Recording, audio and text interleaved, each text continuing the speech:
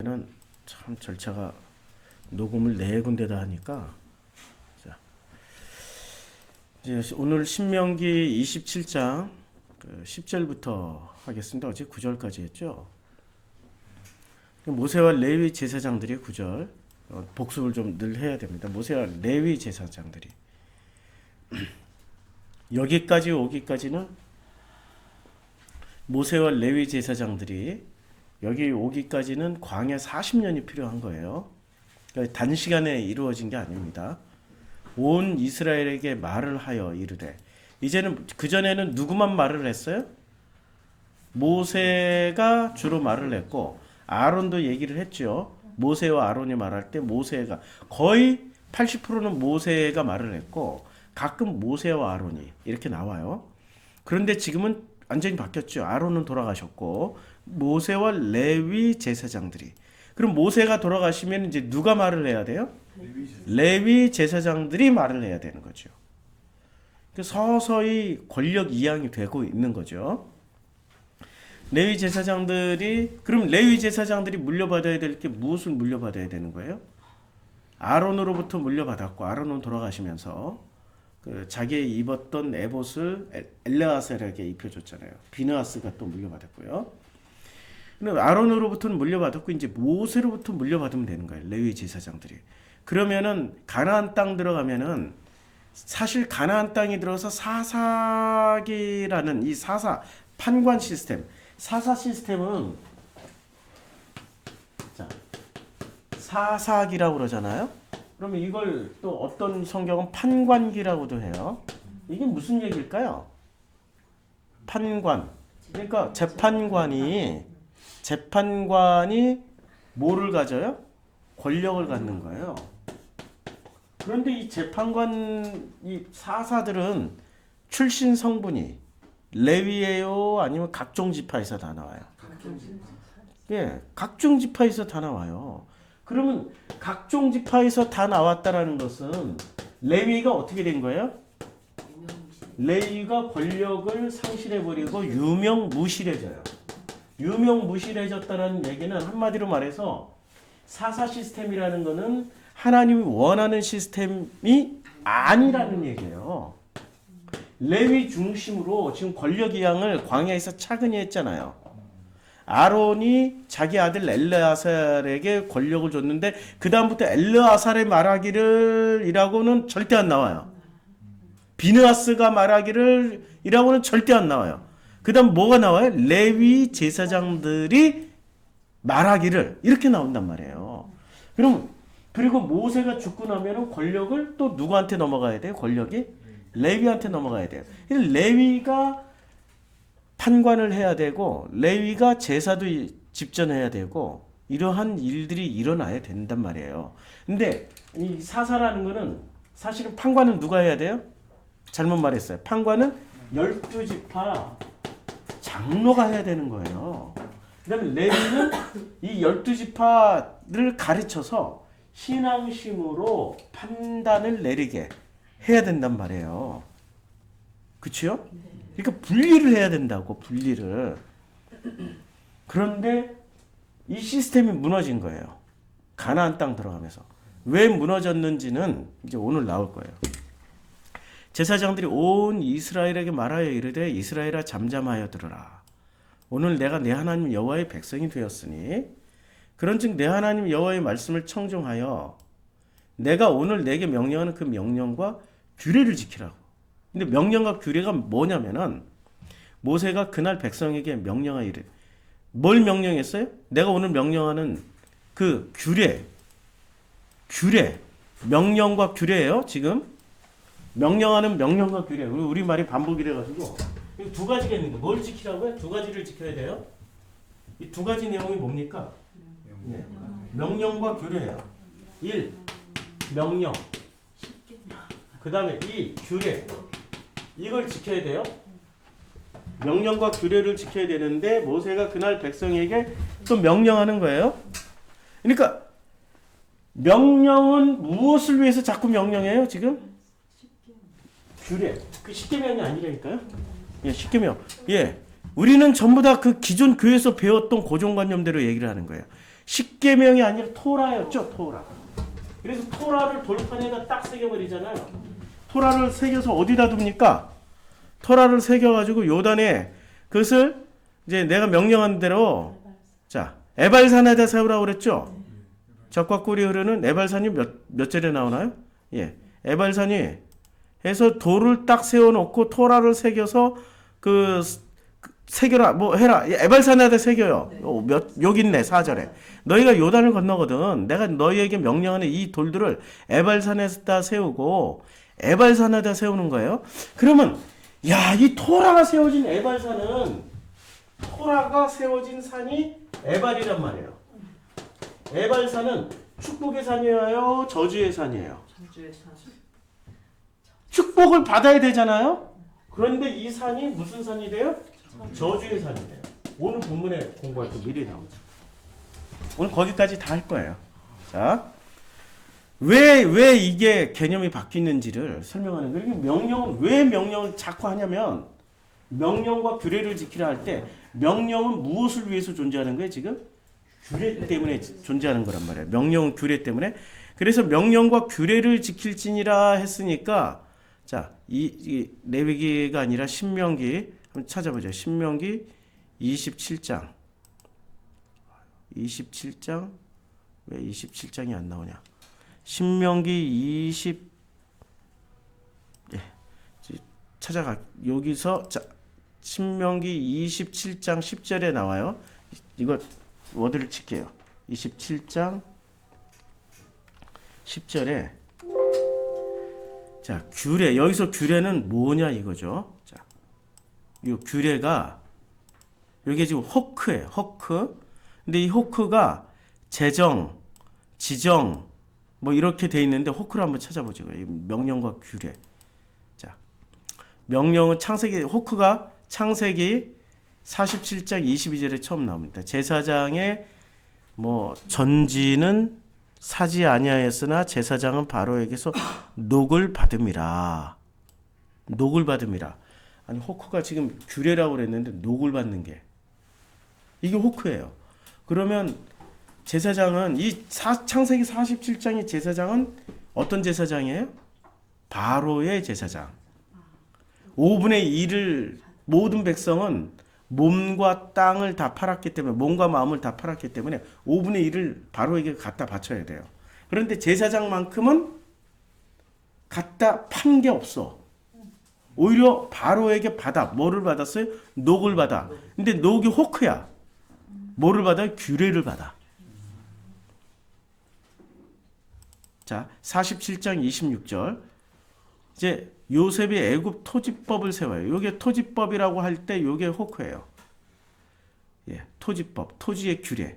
그러니까 제사장들이 녹을 받는 게 아니라 뭐를 받았어요? 호크를 받은 거예요. 호크. 그러니까 제사장이 누구 밑에 기어 들어간 거예요? 바로 밑에 기어 들어간 거예요. 출애굽기의 5장 14절에서 보니까 이 호크가 수요라고 번역이 되어 있죠. 그러니까 녹이라고도 번역하고 그다음에 규례라고도 번역하고 수요라고도 번역을 해요. 자, 5장 14절. 바로의 간역자들이 자기들이 세운 바 이스라엘 자손의 패장들을 때리며 가로되 너희가 어찌하여 어제와 오늘에 만드는 벽돌의 수요를 요 수요, 벽돌의 수요. 그러니까 벽돌의 숫자가 아니라 실제로는 벽돌에 만들어낸 규례죠. 그러니까 벽돌은 뭐예요? 건물 짓는 게 아니라 사람을 규격품으로 만드는 호크라고요. 어제 우리 돌 얘기했잖아요. 예. 이렇게 성경이 명확하게 나와요. 자, 그 다음에 번역을 너무 이상하게 한 거죠. 자, 말이 안 되니까 자기네들 머릿속에서 말이 안 되니까 자꾸 상상력을 발휘해서 지어내. 공장에서 일시키기 위한 학교 교육. 예, 예, 맞아요. 그게 호크예요. 자, 출애굽기 12장 24절 규례라고 번역했어요. 너희는 이 말을 규례로 삼아 너희와 너희 자손이 영원히 지킬 것이며 이제 규례를 지키라. 이제 계속 규례로 율례 규례로 계속 나올 거예요. 이제 출애굽 광야에서는 지킬 규례, 뭐 예외 법칙 없이. 근데 신명기에서도 규례. 뭐 신명기 규례, 신명기 27장 10절도 규례. 자, 그러면 이 규례라는 게 뭐죠? 하나님이 주셨고 우리가 여기서 규례는 하나님이 명령하셨고 지켜야 될 어떤 것들이에요. 그럼 우리는 이거 십계명으로만 생각한다고. 십계명 안에 성경이 있어요? 성경 안에 십계명이 있어요? 그리고 십계명을 지키기 위해서는 십계명만 이해하면 돼요? 아니면 성경 전체를 이해를 해야 돼요? 성경 전체를 이해를 해야 되는 거죠. 하나님도 모른 채 십계명만 지키면 그 사람이 기독교인이에요? 아니면 그냥 일반 종교인이에요? 종교인이죠. 종교인들도 십계명은 다 지켜요. 거짓말하지 마라, 살인하지 마라, 간음하지 마라, 내 이웃의 아내를 탐하지 마라. 이런 건 다 지켜. 뭐는 못 지켜요? 내 앞에 다른 우상을 두지 말고 나 위에 다른 신을 섬기지 말고 너는 내 이름을 망령되이 일컫지. 요것만 빼고 나머지는 다 지킨다고. 그런데 중요한 게 이 3계명, 1계명, 2계명, 3계명 정말 중요한 거죠. 이것이 중요한 거지 나머지 4, 5, 6, 7, 8, 9, 10계명은 부속품이라고. 이해가 되죠? 우리가 내내 했던 게 이제 기초 공부했던 게 이거잖아요. 일본과 한국의 차이점. 일본과 한국의 귀신 숫자가 비슷하게 많았어요. 100년 전만 하더라도 우리 모든 것에 귀신이 있어. 밖에 나가서 뭘 먹었든 거시게 하고 던져야 되고. 해보신 분이 70년대생들은 모를 거야. 40대는 모를 거야. 우리 세대가 과도기예요. 그런 걸 다 경험했던 세대라고. 고실에도 해봤고 어디 들어갈 때마다 그냥 이 귀신들 뭐 온통 다 귀신이야. 신이야 신. 뭘 함부로 만져서도 안 되고 함부로 버려서도 안 되고. 특히 제가 우리 집 하동정 씨 좌전공판 문절공 장손이라 얼마나 규례가 많았는지 참 그 어린 시절 생각하면은 기독교로 전향하길 정말 잘했어.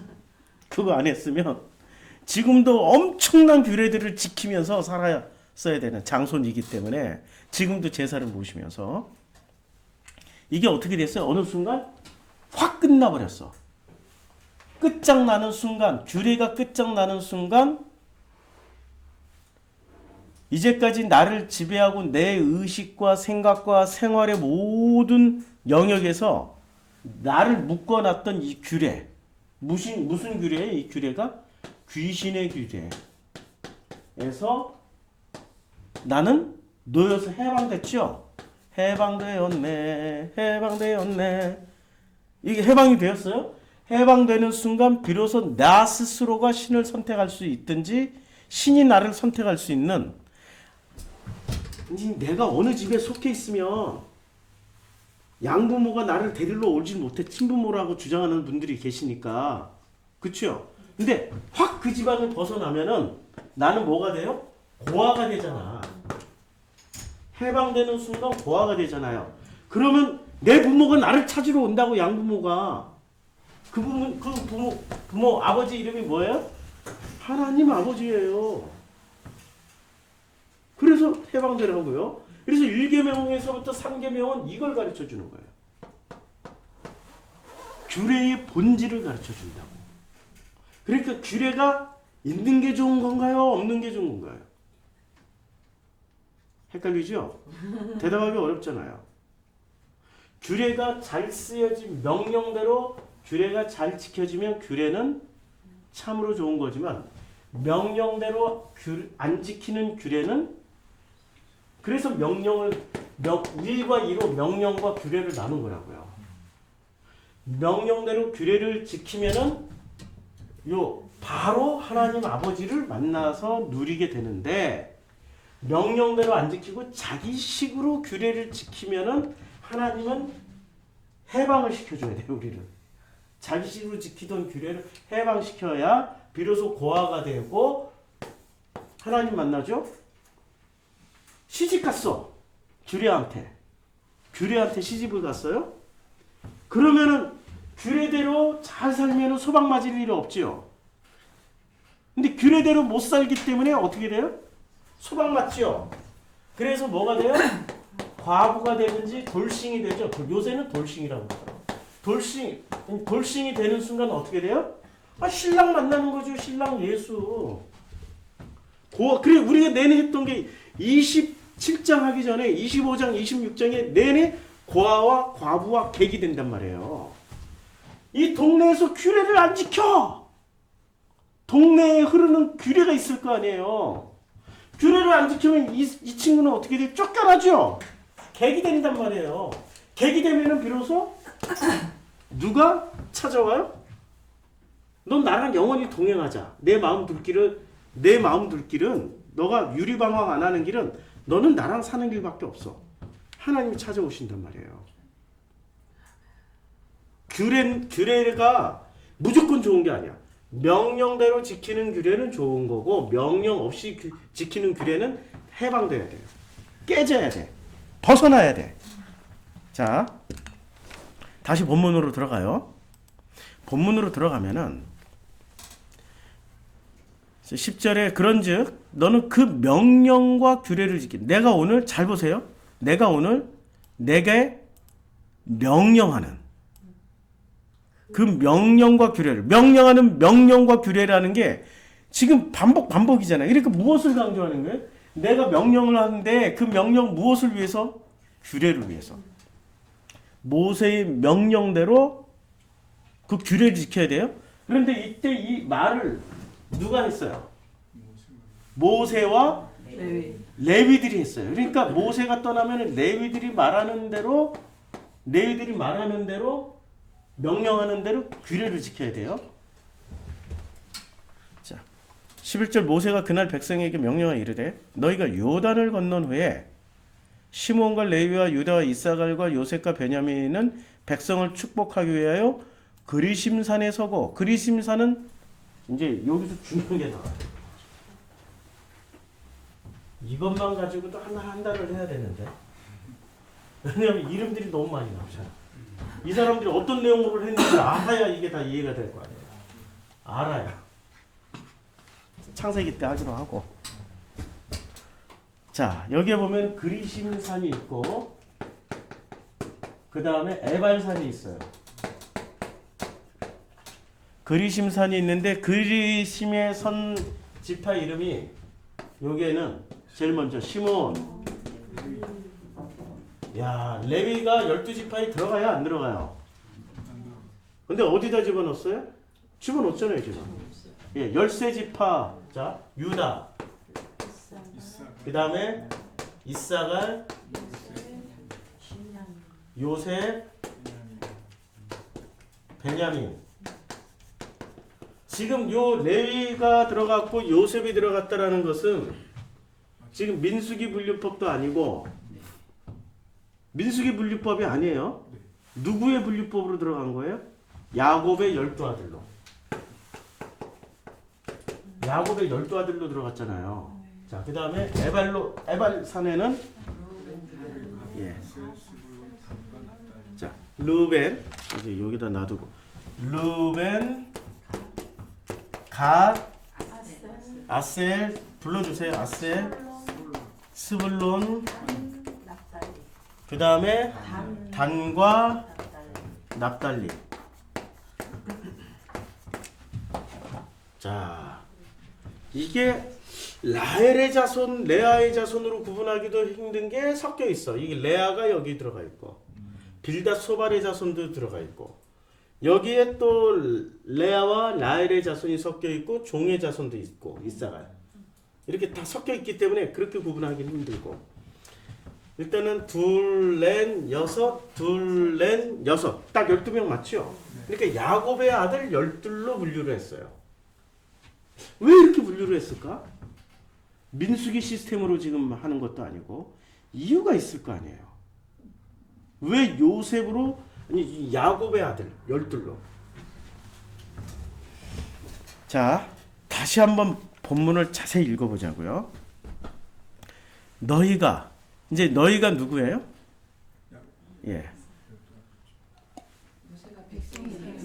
이스라엘 백성인데 이때 여기서 빠진 족속 지파 두 개를 한번 뽑자고요. 어떤 지파가 빠졌어요? 문화세요.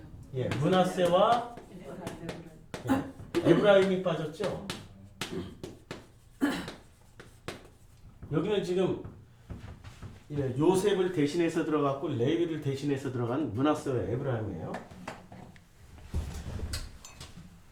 자, 그러면 너희가 요단을 건넌 후에 시므온과 레위와 유다와 이사갈과 요셉과 베냐민은 백성을 축복하기 위해 그리심산에 서고 르벤과 갓과 아셀과 스불론과 단과 납달리는 저주하기 위해 에발산에 서고.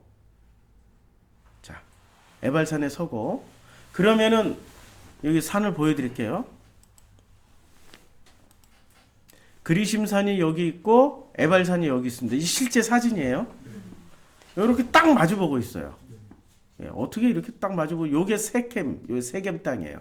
가운데가 좀 더 그림으로 보여드리면 이렇게 돼 있어요. 요게 그리심산이고 요게 에발산이에요. 세겜이 여기 있어요. 여기 좀 더 가까운 데서 찍은 거고요.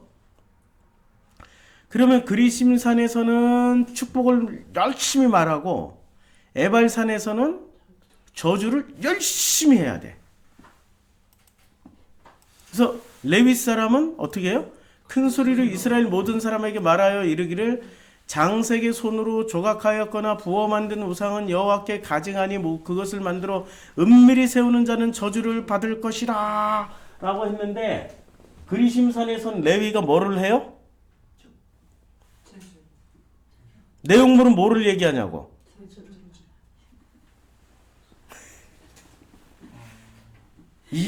지금 이게 우리 뇌 구조가 바뀌지 않는 이상은 도저히 이해할 수 없는 지금 장면이에요. 맞죠? 자, 그의 부모를 경홀히 여기는 자는 저주를 받을 것이라 할 것이요. 모든 백성은 아멘 할지니라 하면은 지금 그리시산과 에발산에 서 있는 모든 사람들이 아멘 하고 받아야 돼요. 그의 이웃의 경계표를 옮기는 자는 저주를 받을 것이라 할 것이요 모든 백성은 아멘 할지니라 아멘하고 맹인에게 길이를 잃게 하는 자는 저주를 이제 알겠죠? 무슨 내용인지. 그 다음에 객이나 고아와 과부의 송사를 억울하게 하는 자는 저주를 받을 것이요 모든 백성은 아멘. 이제 알겠죠? 이제는 이 신명기 27장쯤 오니까 무슨 내용 신약으로 넘어오면은 이게 구약의 설명이지만 예수님은 이걸 어떻게 설명하셨을 것이다 라고 이제 감을 잡는 거죠. 그렇죠? 자, 그의 아버지의 아내와 동침하는 자는 그의 아버지의 하체를 드러냈으니 지금 그의 아버지의 아내와 동침한 자가 어디 있어요? 여기 있어요, 여기 있어요. 에발산에 있죠, 르벤. 모든 백성은 아멘 할지니라. 짐승과 교합하는 모든 자는 저주를 받. 이게 지금 그런 내용이 아니라는 거 아시죠? 전부 다 하나님과의 관계에 대한 내용이에요. 그의 자매 곧 그의 아버지의 딸이나 어머니의 딸과 동침하는 자는 저주를 받을 것이라 할 것이 모든 백성 아멘. 장모와 동침하는 이것도 다 관계 얘기예요. 그의 이웃을 암살하는 자는 저주를 받을 것이다. 이것도 암살이 죽이는 자. 이웃을 왜 죽여요? 복음을 안 주고 하나님의 양식을 안 주면 굶어 죽잖아요. 무죄한 자를 죽이려고 뇌물을 받는 자는 저주를 받을 것이라. 죄 없는 사람이 어디 있어요? 뇌물 받는 게 지금 문제죠. 뇌물 받는 게. 그래서 이 율법의 말씀을 실행하지 않는 자는 저주를 받을 것이라 모든 백성은 아멘 할지니라. 지금 아멘을 어디서 외쳐야 돼? 레위가 말하면은 에발산에서도 아멘 외쳐야 되고 그리심산에서도 아멘을 외쳐야 돼. 자, 그러면 이 그리심산에서 이제 산을 여기 보여드릴게요. 그리심산에서 아멘 외치면은 어디서 아멘이 울려 퍼져야 돼요? 예. 그리심산에서 외치면은 에발산에서 아멘 아멘 하면은 복을 누가 받아요? 예? 제일 많이 복을 받는 자들이 누구예요? 에발산에서 아멘하고 받는 자들이 복이죠. 저주를 외치면은 누가 저주를 받아요? 만약에 에발산에서 저주를 외치면 그리심에서 저주받죠. 그럼 복과 저주가 다르다는 얘기예요? 같다는 얘기예요? 그거 설명하려고 그러는 거죠. 그거 설명하고 있는 거야 지금. 그래서 한번 히브리어를 보자고요. 히브리어를 보면은 복과 저주가 자 이제 축복하기 위해서 이게 복이 바라크잖아요. 이건 확실히 다 알아요. 네, 그 다음에 저주를 하기 위해서 자 저주라는 단어를 한번 보자고요. 저주라는 단어가 이게 케라라라고 쓰여져 있어요. 케라라, 케랄라. 자, 27장 12절. 저주 다 저주로 번역되어 있어요. 저주 다 저주예요. 근데 창세기에서 복과 저주를 한번 보자고요. 창세기 27장 12절에 아버지께서 나를 만지실진데 이게 무슨 장면이에요? 예? 이삭 아버지가 야곱이 양털 입고 가서 들어가면은 걱정하는 거야. 나를 만지실진데 내가 아버지께 속이는 자로 배일지라 복음고사하고 저주를 받을까나이다. 그러니까 복 받으러 가는 자리에 뭐를 걱정해요? 복과 저주가 아니 복 받는 자리에 지금 저주를 받을까 걱정하고 있단 말이에요. 이게 이 장면을 잘 생각했어요. 13절 어미가 이제 옛날 번역이에요. 그에게 이르되 내 아들아 너의 저주는 내게로 돌리려니. 그럼 이 저주는 아들의 저주를 누가 받아요? 그럼 엄마는 그걸 저주로 받아들일까요? 내 아들 참 잘 됐구나. 감사하다. 뭐로 받아들여요? 복과 저주가 지금 달라요? 같아요? 같죠. 이게 지금 이게 켈랄라가 쓰여진 첫 번째 사례란 말이에요. 켈랄라가 창세기에서 첫 번째 쓰여진 사례인데 복과 저주가 그러니까 바라크와 케라라가 지금 여기서는 그리심은 축복을 하니까 이게 바라크란 말이에요. 그 다음에 여기서는 케라라, 케랄라 이렇게 되는데 케라라가 됐는데 이게 다르다는 얘기를 하고 있는 거예요? 같다라는 얘기를 하고 있는 거예요? 같다라는 얘기하고 있는 거예요. 지금 복과 저주가 같다면은 잘 보세요. 이게 왔다 갔다 하다 보면 어떻게 돼요? 이걸 복과 저주가 같다라고 생각하면 복 받을 때도 감사하고 저주 받을 때도 감사하죠. 근데 이것을 감사로 여기지 않으면 어떻게 돼요? 인생이? 제가 그림을 그려드릴게. 어떻게 되냐면 인생이 복 받을 때 저주 받을 땐 내려가고 복 받을 땐 올라가고 저주 받을 땐 내려가고 복 받을 땐 올라가고 내려갔다 올라갔다 내려갔다 올라갔다 이렇게 살겠죠. 복과 저주의 개념이 명확하다면 그렇죠. 그런데 만약에 그 엄마의 마음으로 너의 저주가 내게 복이야 라고 하면 그때부터 어떻게 돼요? 쫙 복이죠. 그러니까 가나안 땅 들어가면 뭐가 존재하는 거예요? 복과 저주가 존재하지만 그러나 너희 야곱의 12아들들은 지금 야곱의 12아들들 아니에요. 민수기 시스템이 아니라 본질적으로 야곱의 12아들들은 이제 어디에 들어가 있는 거예요? 하나님이 너를 이스라엘이라고 했잖아. 이스라엘의 자손들은 아니에요. 여기는 순수하게 이스라엘의 자손 너희는 복과 저주를 뭐로 해석하라고요? 엄마의 마음으로 해석해서 그게 복이라고 끌어안으라고. 이해가 되죠? 그 다음부터 이 사람들은 이렇게 안 살아간다니까 이렇게 살아가. 이렇게. 이게 뭐가 이루어져야 돼요? 이걸 예수가 이렇게 말씀하셨잖아요. 마태복음 우리가 성경을 수도 없이 이게 왜 안 내려가냐. 마태복음 5장에 보면은 이거란 말이에요. 자, 심령이 가난한 자는 복이 있는 거예요. 심령이 가난하게 되기 위해서는 어떻게 해야 돼요? 아니 이 과정에 들어가야 가난해지는 거지.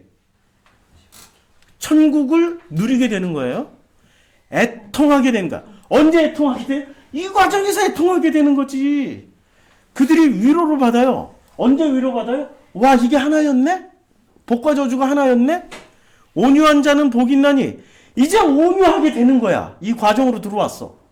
그들이 땅을 기업으로 받게 되는 거예요. 그 마음을 기업으로 받은 거야. 이미 온유, 이 상태가 아니라 상황과 조건은 바뀌었어요? 안 바뀌었다니까. 계속 이건데 다시 그림을 정확하게 그려주면 가나안 땅 들어가도 계속 이 상태야. 업, 다운, 업, 다운, 업, 다운인데 그러나 마음 상태는 이 상태로 들어가 버린 거예요. 이게 온유라는 거야. 이게 온유야.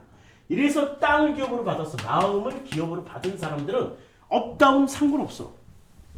그 다음에 의에 주리고 이때 이 업다운 가운데서 이렇게 가는 사람은 계속 뭐에 주리고 목말라요? 아버지 하나님의 의에 주리고 그 말씀에 목마르고, 그렇죠? 그래서 복을 쓰는 거예요. 전부 다 여기서 복을 제일 많이 쓰는, 주님이 제일 복이라는 단어를 많이 썼던 데가 마태복음 5장이잖아요. 복과 저주, 이걸 재해석해 준 거란 말이에요. 그렇죠? 그들이 배불릴 것이며 긍휼히 여기는 자는, 요 안에 들어와 있는데, 똑같이 들어와 있는데 이걸 뭐 하나님 이때는 감사합니다 할렐루야 막 춤추고 지랄하다가 요 떨어지면 저주하다가 지랄하다가 저주하다가 지랄하다가 저주하다가, 이런 사람들을, 이 사람들이 보면 어떻게 돼요? 긍휼히 여기게 되죠. 어떻게든 같이 가려고. 내 가족이라도 이게 쉽게 안 되잖아요.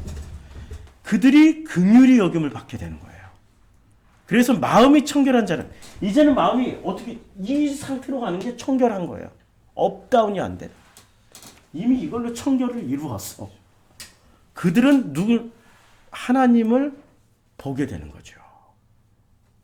본인들이 화평하니까 하나님의 아들이라 일컬음을 받는 거고요. 그래서 의를 위하여 박해를 받는 자는 복이 있나니 천국이 그들의 것이고. 이렇게 가는 사람들을, 이 사람들이 가만히 냅두냐고. 업다운 하는 사람들이 박해할 거 아니에요. 네. 그런데 박해를 당할 때 이 업다운 하는 사람들에게, 이게 종교인들이라고, 업다운 하는 사람들이, 이 종교인들이 복음으로 가는 사람들을 박해를 안 할 거냐고 하지. 그때 비로소 천국이 그들의 것이며. 야, 복과 저주를 예수님은 일관되게 뭐로 설명을 해줬어요? 복으로만 설명해 버렸어요. 그치요? 결론은 다 복이야. 이렇게 되기까지는 해석이 충분해야 되는 거죠. 그 해석을 누가 해줘요? 내가 해요? 성령이 해주셔요? 내 마음에 계시는 성령 하나님께서 해주시기 때문에 나와 아버지는 동행하면서 가는 거예요. 그게 예수의 마음을 이해하는 지름길이 될 것입니다. 오늘 본문 굉장히 어려운 본문인데 예수님을 가지고 설명하니까 한방 해결되죠. 할렐루야입니다. 그래서 예수를 알지 못하면 결코 하나님을 만날 수가 없습니다. 예수를 가르쳐 주십시오. 우리 모든 설교자들은 예수를 가르쳐주고 성경 공부에 예수를 가르쳐줘야 돼요. 예수라는 인물을 가르쳐주는 게 아니라 예수가 어떻게 구약 성경을 해석했는지를 가르쳐줘야 된다고요. 그런데 예수라는 인물을 가르치고 예수의 메시지의 핵심이 구원이야 하고 구원만 가르친다면 구약 성경의 풍부한 이 삶의 메시지, 우리의 삶을 해석해주는 메시지를 다 놓친다고요. 우리 설교자들에게, 성경 공부 가르치는 우리 목회자들에게 제발 부탁드리는데 예수를 가르쳐 주세요. 기도하겠습니다.